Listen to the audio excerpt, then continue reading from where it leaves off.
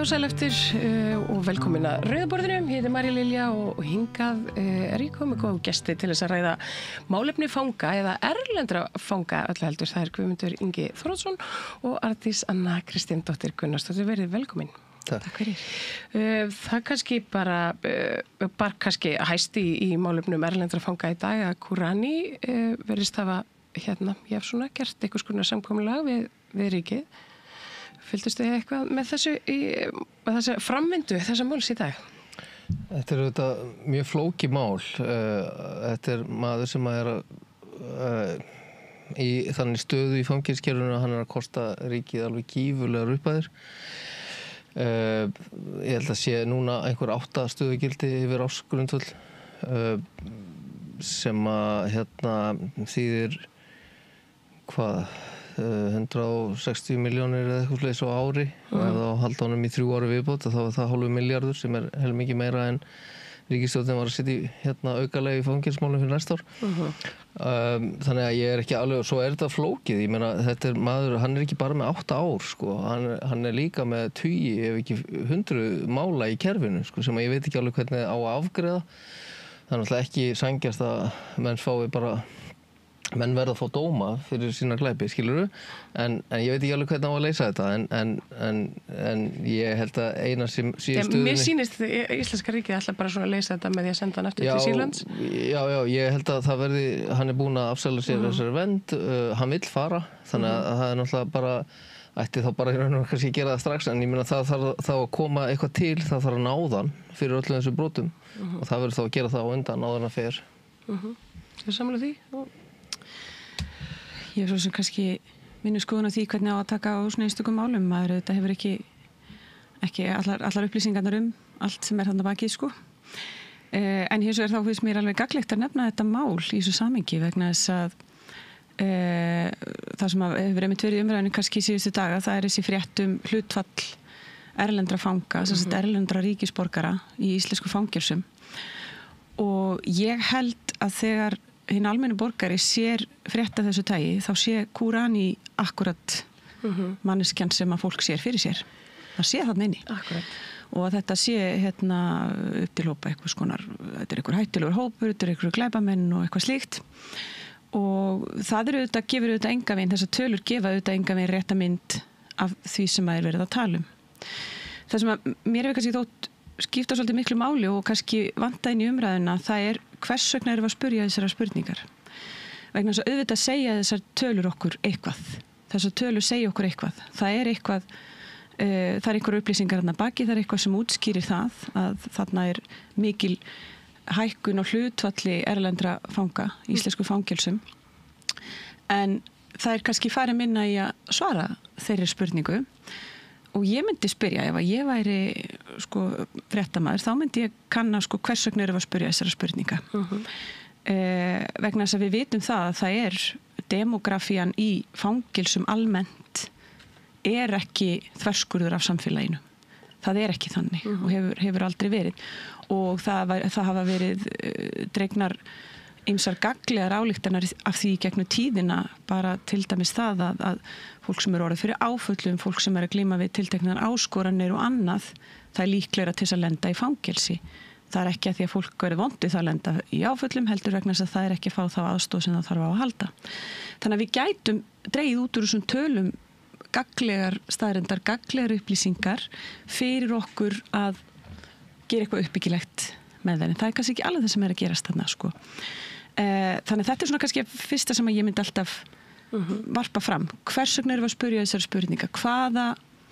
Hvert markmið? Hvað það sem okkur langar til þess að gera? Langar okkur til þess að bæta líf fólks og bæta þetta samfélag? Finnst okkur einhverju, hvað ég var að segja, einhver árangur fólkin í því að þverskurður samfélagsins í fangelsum og hvað hvaða þýðingu hefur það allt þetta? Hvers vegna brýtur fólk af sér og annað? En svo annað sem að ég bendun á, bara sjálf og hef bent á oft í þessari umræðu, það það sko að það ekki allir sem eru í fangelsi einstaklingar sem hafa verið dæmdir fyrir afbrot og að afplána refsidóma.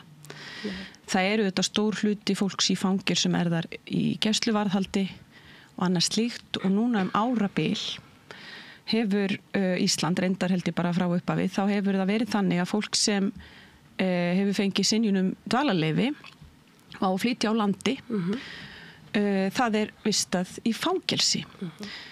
Þeirri umræðu hefur verið svolítið snúða haus í pólitískur umræðu þar sem að ráðherrar þessara ríkisstjórnar og fyrir ríkisstjórnar hafa haldið í fram að okkur beri skylda samkvæmt Schengen samkomulaginu, Schengen samstarfinu að vera með einhvers konar það sem þau kalla brottvísunar búðir.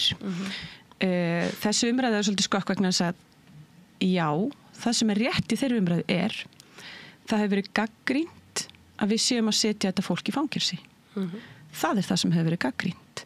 Þannig erum við að tala í gegnum tíðina við að tala fáa einstaklinga í einu, en þeim fyrir fjölgandi. Hvers vegna? Ekki vegna þess að þeim fyrir fjölgandi sem að brjóta af sér og að verðundum uppruna, heldur vegna stefnu stjórnvalda. Það orðin stefnu stjórnvalda að beita harðari aðferðum, meiri þvingunum, meiri þyngd til þess að reyna að knýja fólk til þess að fara úr landi. Þannig að sko það svo margt í þessu. Þannig það verið að fangilsa fólk sem á flytja úr landi. Það svo margt sem ég langar að segja þetta. Þú verður að stoppa mig þannig að við getum... Nei, ég bara halda fram um nóg. Að því að sko það sem að skiptir máli þetta líka hvers vegna fólk sett í fangelsi eða hvers vegna það lokað inni í aðdraganda flutnings úr landi. Samkvæmt lögum og samkvæmt gildandi lagaákvæðum sem að voru líka áður. Það í sjálfu sér ekkert sem hefur breyst hvað löggjöfuna varðar þar í grunninn. Að ef þú ert líklegur til þess að reyna að koma þér undan framkvæmd ákvörðunar flutningi, að þá heimilt að auðvitað þarf að beita vægari úrræðum fyrst, að láta þið tilkynnið á einhvern stað reglulega og eitthvað slíkt, eða það þetta ef í hart fyrir þá það má taka þig og halda þér inn í lokuðum. Það má ekki setja fólk í rauninni í fangelsi í þessari stöðu. Það það sem Schengen gagnrýnin gengur út á. Að við eigum að vera með úrræði fyrir þessa einstaklingar sem vægara en fangelsi. Það snýst ekki það við eigum að loka inn í allar fjölskyldur og börn sem hafa fengið synjun eins og því svolítið stilt upp. Það ekkert í Schengen samstarfinu sem kallar á það. Það sem að mér langar að nefna í þessu samhengi að hvað þýðir það? Það sem hefur líka breyst túlkun stjórnvalda á því að einstaklingur sé líklegur til þess að koma sér undan. Áður þá var það kannski meira svona samkvæmt orðana hljóðan ef að þú hefur áður flúið, þú ert búin að leyna heimilisfangiðinu, þú hefur ekki svarað lengi, látið þig hverfa, þá já, ég held að við getum nú svo sem alveg verið sammála það kannski gefur einhverja vísbendingar það að við komandi ætli sér að koma sér undan flutningi.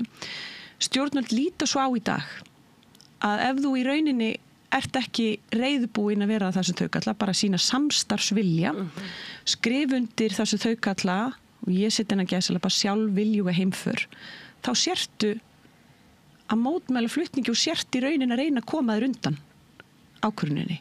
En þetta auðvitað ekki það sama. Það allt annað fyrir fólk að skrifa undir og segja já, ég til ég að fara, bara ég ætla bara fara upp í þessa flugvél og fara heim og fæn með það og þykja einhvern nasapenning fyrir það. Eða að segja ég vil ekki fara, ég tel mig ekki geta farið og vil ekki fara og ætla ekki að fara, en koma sér ekki undan ef að því og fólk segir þótt, ég verið með marga skjólstæðingar sem segja það ég get ekki farið, ég vil ekki fara, en ef þið flytjið mig þá bara flytjið þið mig, þá bara það það sem að þið geti gert og þið hafi vald til þess að gera. Þannig að þannig kannski löggjöfin hugsuð upp af við sko. En þarna hefur túlkunum breyst á þann vega í rauninni bara það einstaklingur lýsti yfir í fjölmiðlum að hann væri ósammála niðurstöðu íslenska stjórnvalda, þá var hann meitinn ósamvinnuþýður og það bara farið með lögregluvaldi að heimil og bara í rauninni farið með mjög miklu offorsi að sækjan til að fara með hann á flugvöllinn þegar það ekkert sem bent til þess að hann ætli sér að vera eitthvað ósamstarfsfús. Þannig það sem ég að benda á sko, þess að tölur segja okkur eitthvað. Það sem mér þykir alltaf svolítið erfitt í þessu sko, að því að fangelsi, þú veist, afplánun dóms, það svo rosalega mikill svona, þú veist, þetta svo alvarlegt, þetta svo mikill svona endapunktur að loka einhvern inni vegna þess að það bara ekkert annað í boði.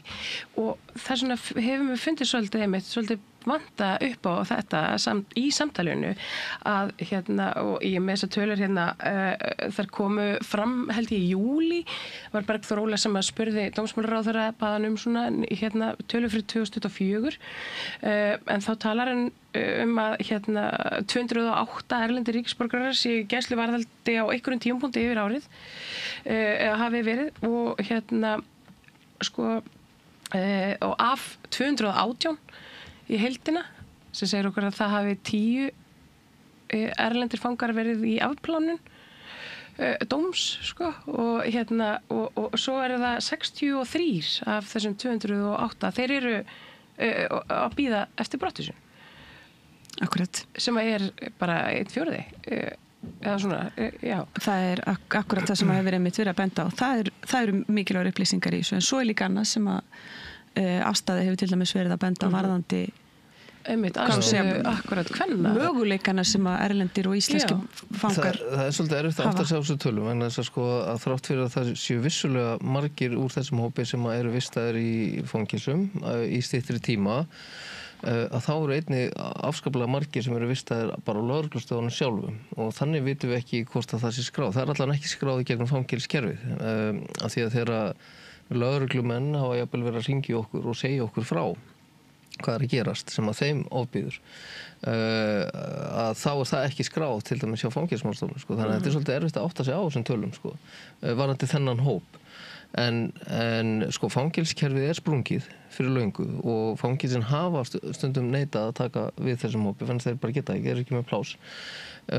en við erum með full fangelsin af fólki sem að að fá setja sér dóma viljast þeirra að setja sér dóma en þetta nýjustu tölur eru að hátt í 60% eru útlendingar í fangelsiskerfinu og þar eru 75% í gæsluvarðhaldi og 13% fanga eru konur í dag sem aldrei verið svona háar tölur sem við höfum séð, það eru yfir 20 konur og þar af eru ég held að sé bara einhverju 2 íslenskar eða 3 þannig að restin erlenda konur og það mikið af fólki útlendingu sem að hefur ekki tengst við landi sem að burðardýr að koma inn með vímuefni og þeir að koma inn með það magna þetta í raun og veru ekki hár dómur sem fólk að fá og ef þetta væri Íslendingur sem var að koma með þetta þá væri honum sleppt eftir rannsókn og síðan tæki sá aðili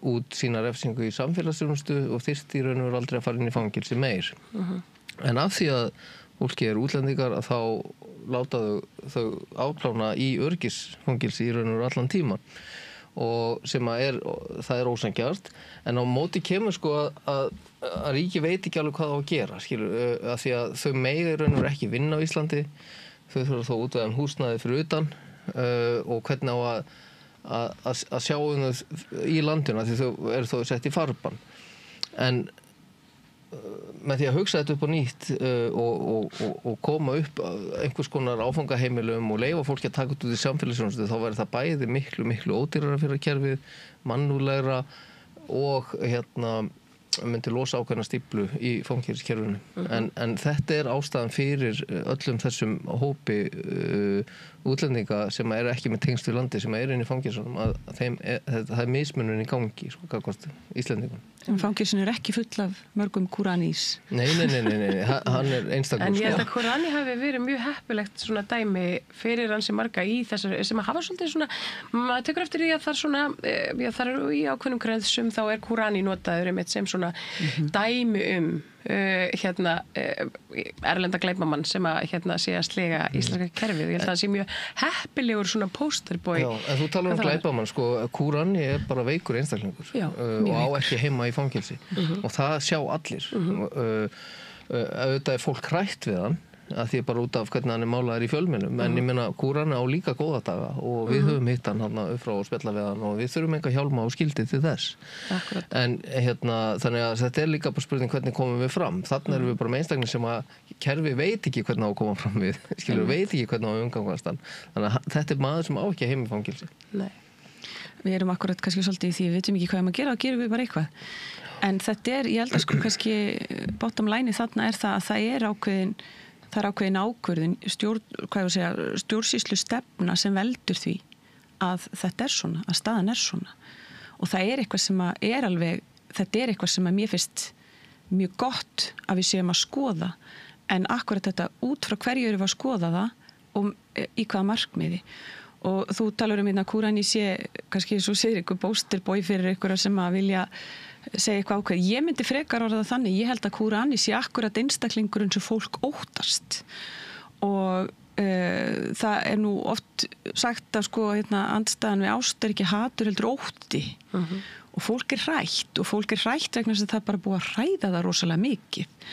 Og þessu stilt upp svona, ég er ekkit alltaf vissum að það sé endilega af óheiðlegum ástæðum stundum, en stundum er fólk bara raunverulega hrætt, þekkir ekki, veit ekki, verður hrætt og reitt og bregst við með því í rauninni að bara hræða alla aðra og það verður að einhverju svona paniki og ég hefði miklu frekar vilja sjá stjórnvöld bregðast í þessum ótta í samfélaginu með því að takast á við hann og reyna að róa samfélagið í stað þess í rauninni að mata þessa orðræðu. Við þurfum að styrkja landamærin. Hvað þýðir það? Það hefur verið að snúa við bara stranggeðalegu fólki á landamærunum að því það, ég veit ekki hvað það er mögulega í útliti fólk sem gerir það verkum að lögreglan óttast og þú ætlar að sækja hæli sem að sannarlega eru mannréttindi, við skulum taka það fram, en líka bara það hefur verið að snúa fólki við á landamærunum á kolólöglegum forsendum sem er lítið sem fólk getur gert í því ef það ætlar að sækja rétt sinn, það er kannski að koma hérna heimsækja fjölskyldu.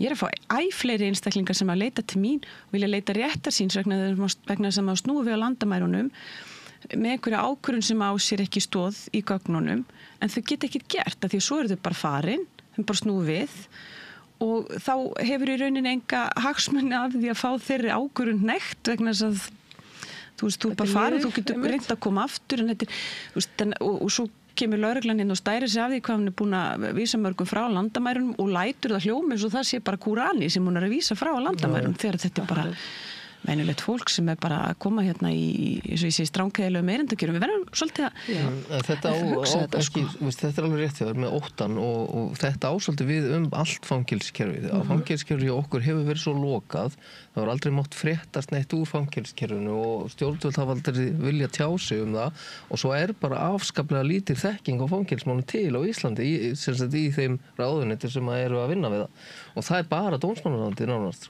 Þannig að fræðsla, það er eitthvað sem við þurfum meira hér varðandi þessi mál og hvað sem það er fyrir erlendafanga eða íslenska eða bara allt fangelskerfið, að við þurfum að fræða almenning og stjórnvöld hvað erum að vera.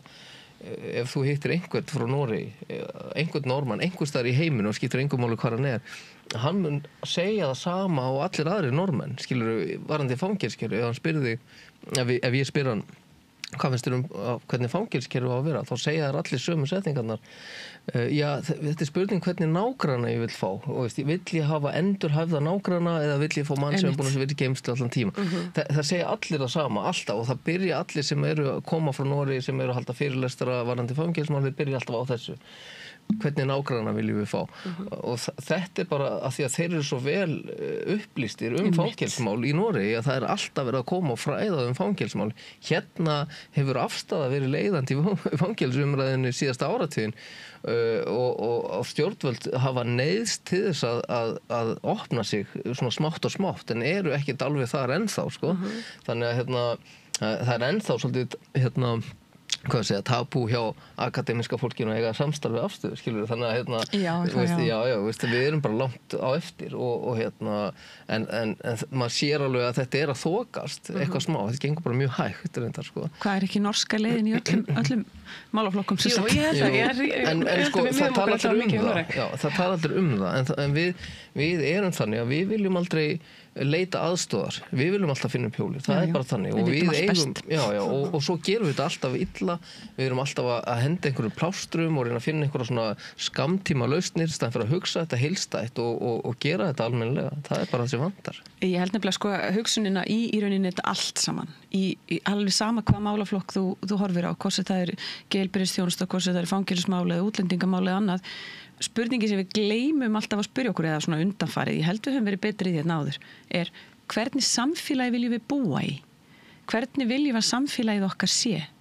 Af því það sem er verið að gera núna er svo margt sko sem snýst svo mikið að sko næra þetta við og þið sem að skapar óörugt samfélag. Við verðum öll hrædd við hvert annað og það skapar hatur og átök í stað þess að hugsa hvernig viljum við hafa þetta. Og til dæmis þessi sífellt aukna krafa það að við sýnum útlendingum að þeir sé ekki velkomnir hérna. Sko það er bara fullt af fólki sem á engan annan kost og hvaða skilaboð erum við að senda þeim einstaklingum. Og sko þannig að þetta sko og hvernig samfélag erum við að búa til? Við erum að búa til samfélag ótta og aðskilnaðar og ég get tekið svo mörg dæmi sko það hvað okkar fordómar hafa sko bein áhrif á líf fólks út á götu. Mér varst alltaf gagnlegt að nefna til dæmis, það voru 2 sjálfboðaliðar hjá okkur á Rauða krossinum, bæði svona arabíski útliti og hún gekk með höfuðslæðu, stúlkan og þeir var strákur. Þau eru ekkert tengt að neina öðru leiti en að þau eru bæði að vinna, voru þá bæði sjálfboðaliðar í Rauða krossinum. Þau töluðu bæði það mikið þegar þau eru saman, fóru saman í einhverjar sendiferðir. Þá fær hann ósala illt augnaráð. Af því að fólk sér þau saman, 2 araba, hún með einhverja slæðu. Við erum búin að ákveða það sé nú bara því að hún er kúu kona og þessi maður hérna, hann er greinilega búin að neyða hann til þess að vera með þessa slæðu.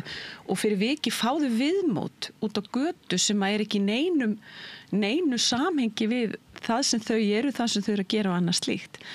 Og mér langar að nefna dæmi fyrst við erum að tala fangelsismál og fanga og þessa trú að allir sem sitja í fangelsi séu eitthvert skrýmsli að það var fyrir nokkrum árum síðan ungur strákur sem að sko þetta kom í fjölmiðlum og allt. Hann er frá Marokkó, hann kemur hérna og sækir vernd, búinn að fara hingað og þangað í Evrópu. Hann er svona í kringum 17, 18, 19 ára gamall.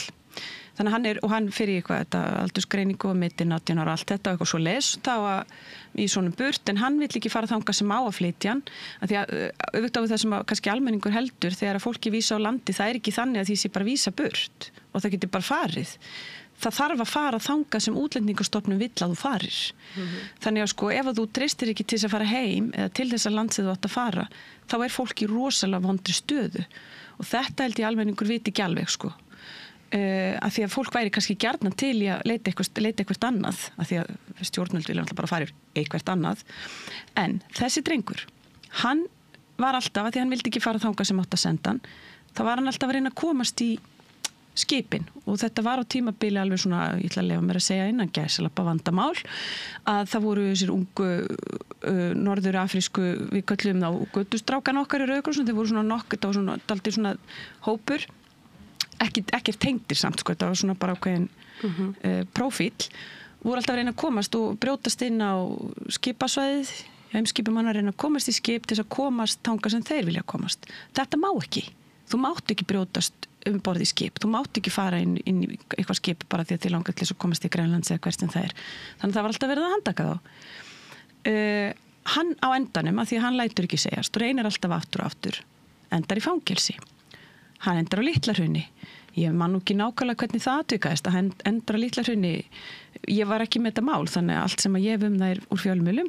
En ég held að það hafi verið þannig að hann var talin örgastur þar að því að þar var, og hann var skilst mér á deildinni þar sem eru kynferðisbrotamenn vegna þess að þeir eiga á hættu að verða fyrir aðkasti af hálfu annarra fanga.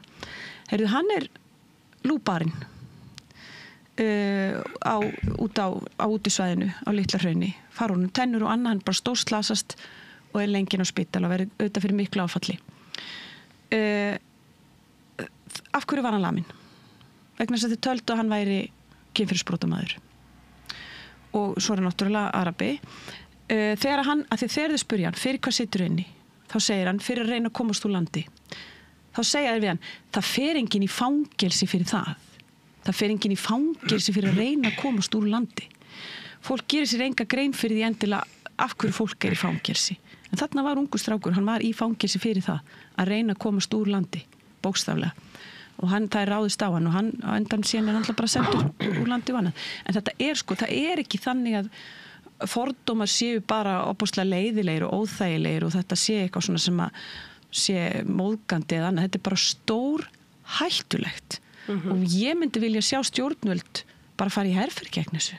Ég vil bara sjá herferðina vertu næs og komi fram við hvert annað virðingu og hugsum aðeins áður en við dæmum og við eigum bara ekki að vera að dæma. Það bara, ég held að allar mæður væri nú að kenna það inn á þessu landi, það er bara maður á ekki að dæma.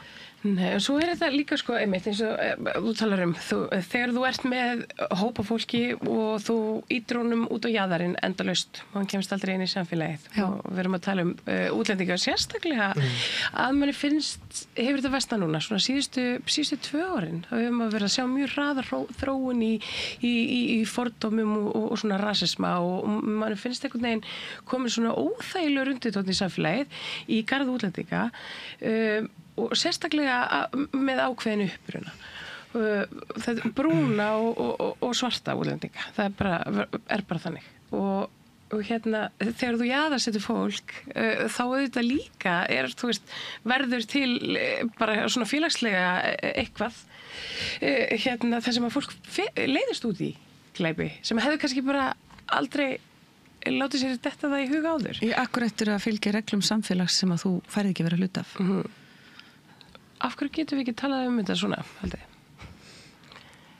Við getum það alveg, gerum það. Já, við getum það. En að því varst að tala akkurat þetta dæmi, sko, þarna, að því við vorum að tala líka það að við erum aftalega í öllum málaflokkum, að þarna náttúrulega komið saman 2 kannski hópar sem eru sagt, bæði með geðfatlanir og svo útlendingar og eitthvað svona, þetta kannski voru þarna aðeilar inni sem að hefðu frekar oft að vistast á öðruvísi stofnunum.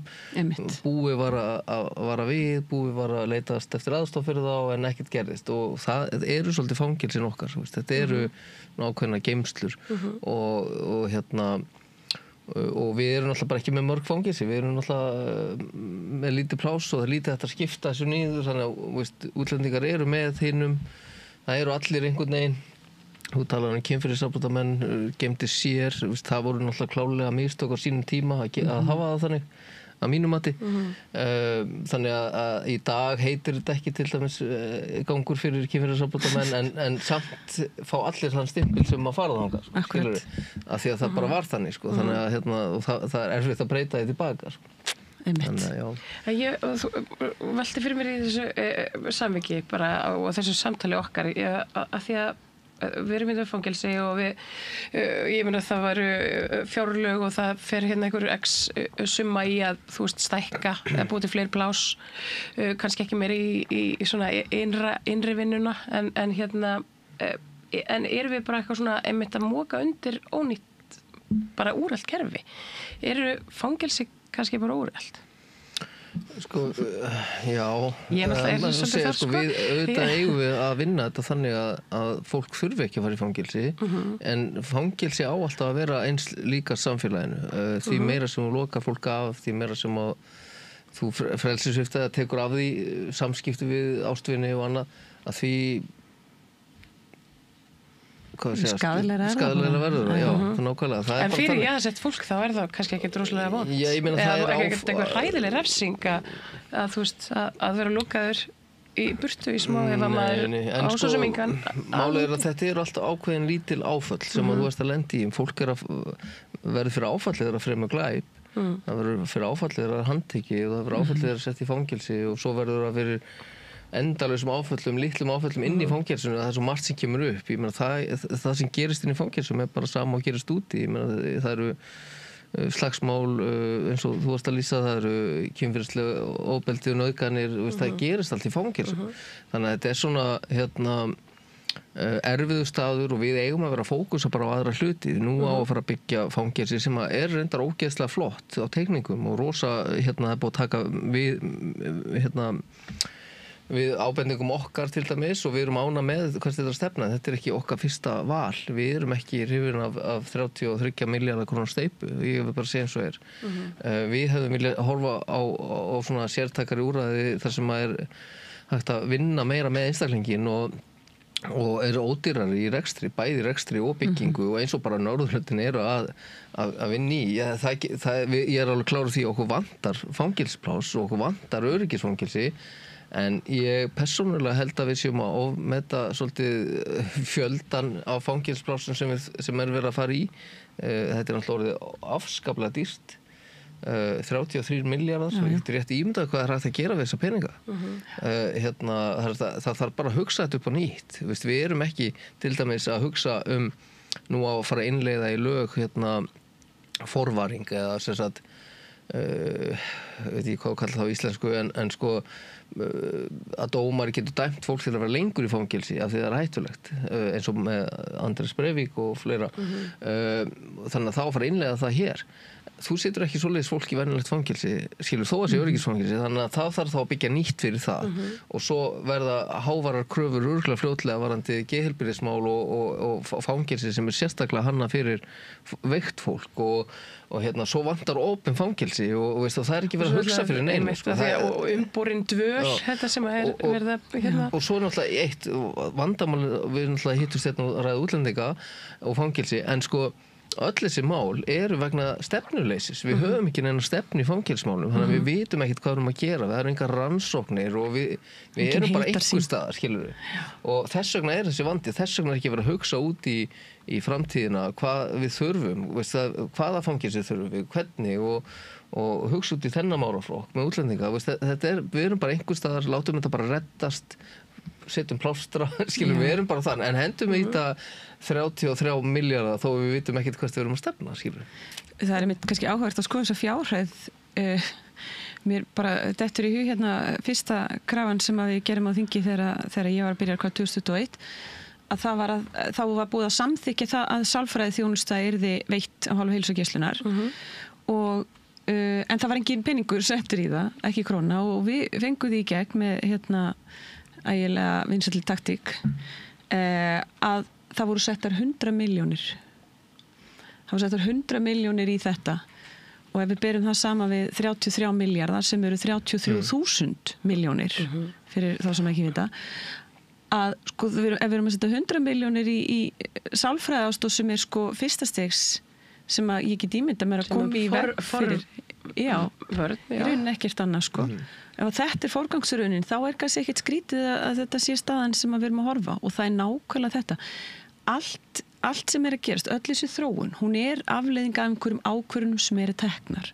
af hálfu stjórnvalda en þær eru teknar í einhverju svona teknar einhver staður út í horni það vantar algjörlega þessa heildarsýn hvernig samfélagi viljum við búa í og það er auðvitað það sem gerir það verkum þetta er allt svona einhvern veginn við tökum einhver ákvörðun hér og svo gerist þetta hér og við erum rosa hissa og þá ætlum við að bregðast því einhvern veginn með einhver öðru panikki og einhver viðbröðum sem að kannski er ekkit endilega gagnlegt til þess að ná því markmið sem að við kannski uppaflega vorum að stefna að sko. Ég held að stjórnvöld viti til dæmis í dag ekkert hvað þau að gera.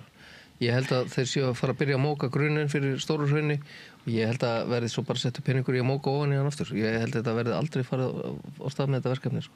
Ég held að sé allt stopp. Atvinnubót að vinna. Já, ég meina þetta er það sem fangar voru að gera á litla hrauni, móka skurð og aftur ofan í. En ég meina, ok, þessi upphæðin náttúrulega þetta fór úr því að vera 2 milljarðar í viðgerð á litla hrauni upp í 33 milljarðar eins og staðan í dag og það er engin loka tala, skilur. Þannig að sko. En ég meina, ef það er hægt að finna 33 milljarða eitthvað stað til þess að mókaskurð og búa til eitthvað hús ég meina settu helmingina þessu í fangelsi og þá ekki bara loka fangelsi, bara alls konar og settu síðan í sko hvernig á að taka móti fólki skilur ég meina það væri bara hægt að kaupa upp eina blokk eitthvað staðar og þú veist og vinna sér svo bara út frá því en með rosa fínt fólk í vinnu en bara líka bara geðheilbrigðismál allt þetta í félagsþjónustu í að efla félagsþjónustuna félagsþjónustun okkar eru þetta illa í stakk búin til þess að takast á við breyttar áskoranir, nýjar áskoranir og annað og einmitt allt þetta sko fangar koma aftur út í samfélagið og hvernig tökum við á því og annað þetta, þú veist, allt þetta, við værum að setja þessa fjármuni í við niðurgreiðum að það ekki sálfræði og greina, það þarf að greina strax á grunnskóla aldrei börn, skilur við sjáum mjög fljótt hvers börn stefna þar að það setja meiri pening í þetta og síðan leið og fólk eða börn byrja að brjóta af sér þá þarf að koma eitthvað inn í það er ekkert svolítið í dag þeir sem brjóta af sér í dag það tekið að skýrsla og síðan velkist það í kerfinu og þá fólk að bíða og það heldur áfram í neyslu og áfram í afbrotum og svo þegar það komið að dómi þá komið 50 mál og svo áfrýjun og svo heldur áfram og þá ferðin í fangelsi og þá ertu ennþá með 20-30 mál í kerfinu, veist ekki hvernig losna, veist ekki hvernig reynslulaust. Við svolítið verið að sjá þetta með akkurat þessi ungu menn sem eru og hafa kannski verið svolítið mikið í fjölmiðlum núna í frægu máli að þetta eru rosalega ungir einstaklingar með mjög langan lista af afbrotum og maður hugsa bara hvernig í ósköpunum höfðu þeir bara tíman í þetta allt saman en líka bara maður velti fyrir sér sko að því að þú veist hvað segir það okkur sem samfélag ef að við einhvern veginn bara látum eitthvað í svona spíral bara algjörlega í friði. Nei, sko, þetta það sem vantar, sko, leið og brýtur að þér, þá áttu bara að fá þinn málastjóra sem bara að styðja þig, að taka réttar ákvarðanir og hjálpa þér að fara í náum vinnu. Bara alla það aðstoð sem þarft. Og það þarf að vera, við köllum það reyndar við sem erum svolítið að vinna í þessum málum og köllum það skilorðseftirlit ríkisins, en sko, það mætti kannski orðað öðruvísi, en sko, þá þetta eitthvað svona stuðningur, það verður ekki verið að klekkja á þér að koma þér í fangelsi, það verður að styðja þig þurfur aldrei að fara í fangelsi og síðan þegar þú ert búin að ná tökum og þá hægt að tala við dómara og það hægt að styðja þig áfram og síðan þegar þú losnar á afpláninu og ert á skilorði þá heldur, þú veist, alveg þangað til það búið skilorði, þannig að það er hægt að hjálpa fólki að vera ekki að fremja glæpi. Komi í veg fyrir afbrot í stað þess að vera að bregðast við þeim. Ég meina og svo þarf náttúrulega þurfa þessi ráðuneyti að fara að taka hana málflokk saman. Í dag það bara dómsmálaráðuneytið, heilbrigðisráðuneytið í dag hefur aðeins stigið inn í og ég mjög ánægður með það hvernig þau eru að koma núna og viðurkenna til þess bara jafningjastuðning og ráðgjöf. En önnur ráðuneyti hafa bara ekki mikið verið að gera. Félagsmálaráðuneytið hefur stutt aðeins en svo bara lykil ráðuneyti eins og menntamál sem að sjá bæði börn og menntamál endurhæfingu þau hafa enga þekking á þessum málum, þau hafa engan áhuga á þessum málum, það ekkert að gerast og það vonbrigði eftir vonbrigði með ráðherra í menntamálum. Við erum að toga úr þeim, sko, reyna að fá fundi og loksins þegar við fáum fundi að þá það settir einhver sérfræðingar og það gerist ekki neitt. Og við fyrum alltaf vonsviknir að fundi frá menntamálaráðuneytinu. Á meðan að sko við fyrum allavega með voni brjósti frá hinu ráðuneytinu þó að gerist síðan ekki neitt, sko, skilur við. Pér vandamál. Já, þannig að en ég bara er ekki átt að með á þessu og ég er svo stundum, veist, þegar maður sér þarna hefði verið hægt að koma í veg fyrir hluti, þetta hefði ekki þurft að gerast ef við hefðum gert þetta og þetta er á ráðherrum að gera og breyta. Ég er bara þeirra sko ég er kannski full fastur í orði en sko mér finnst bara að láta ráðherra bera ábyrgð á slíku bara í fangelsinu. Ég meina þetta er svo rosalega inngrip í líf fólks og þetta er svo alvarlegt sko þegar einhverju dæmdur í fangelsi þá þú veist þetta á að vera einmitt alveg bara svona algjört bara nauðheimill. Ég meina við getum komið í veg fyrir svo margt. Ég var nú bara í London núna með Landspítalanum í vettvangsferð og fræðsluferð og vorum að skoða og hitta heimilislausa sem eru margir hverjir fyrirrandi fangar og jafnvel börn og bara hvernig þeir gera þetta og maður er svo gaman að sjá veist, þegar maður fer eitthvað annað það er svo margt í gangi og veist, það er bara allir að vinna að einhverju lausn og þannig eru jafningjar veist, það er bara búin virðingur í jafningjum og þeir eru í öllum hlutverkum og síðan er sko heilbrigðisstarfsfólk og allir að vinna saman sko félagsráðgjafar og hjúkrunarfræðingar og fólk að reyna að finna vinnur eða nám finna íbúðir hafa verið að reyna að finna lausn og hér svo kemur maður tilbaka og það er bara ekkert. Það er ekkert að vera hvað. Það er alveg saman hvort að það sé málefnum heimilislausa eða málefnum geðfatlara eða fanga og maður verður svo sorgmættur yfir þessu af því að við eigum að geta gert allt hérna. Það er svo ótrúlegt.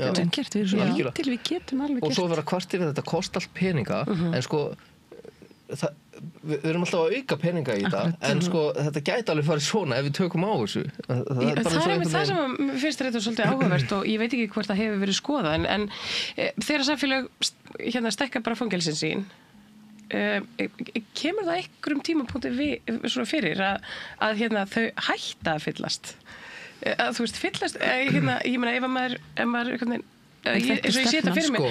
þetta svona gradually þá þurfum við bara alltaf stærri fangelsi ef við gerum ekkert sko, við erum mjög stolt af því að vera bara með 47 fangelsipláss á hverju 100.000 íbúa en það bara vegna sem við eigum ekki fleiri fangelsipláss. Við erum með 700 manns á biðlista í fyrrnuðust 99 dómar, refsidómar. Sko, ég sverða hér að sko, eftir 2-3 ár þá verða 500 dómar að fyrnast á ári 2-3 þúsund manns á biðlista ef við gerum ekki eitthvað, skilur, og viljum við sjá það gerast? Nei. En svo sér maður líka sko, það er akkur þetta sem hefur verið vandamálum árabil núna og hefur verið bent á að ólík kerfi eru ekki að spila saman, þau eru ekki að vinna saman og það hefur auðvitað verið mjög lengi, mjög viðvarandi vandamál varandi samspil fangelsismálakerfis og heilbrigðiskerfisins en það var til dæmis mjög sláandi sem kom í ljósatun daginn þegar það var þarna einhver ágreiningur varðandi staðsetningu konukots aðstöðu fyrir konur í neyslu að heilbrigðisfyrirtæki við hliðina og þetta er svo gullin setning sem kemur í mótmælum þeirra sem er að heilbrigðisþjónusta og aðstæða fyrir fíkniefnaneytendur eiga ekki saman. Það er, já, við fáum einmitt hérna fórstuðu konukot syngað á morgun. Þetta er ótrúlega fordómar sko. En þetta sýnir sko, þetta sýnir nefnilega viðhorfið í heilbrigðiskerfinu hjá okkur. Þarna reyndar ef ég skil þetta rétt sko, þá er þetta engaðali sko, en enga síður. Ef að þetta er viðhorfið, þá er kannski ekkert skrítið að dregðan sé eins og hún er við því að þessi batteri öll saman tali saman og vinni saman.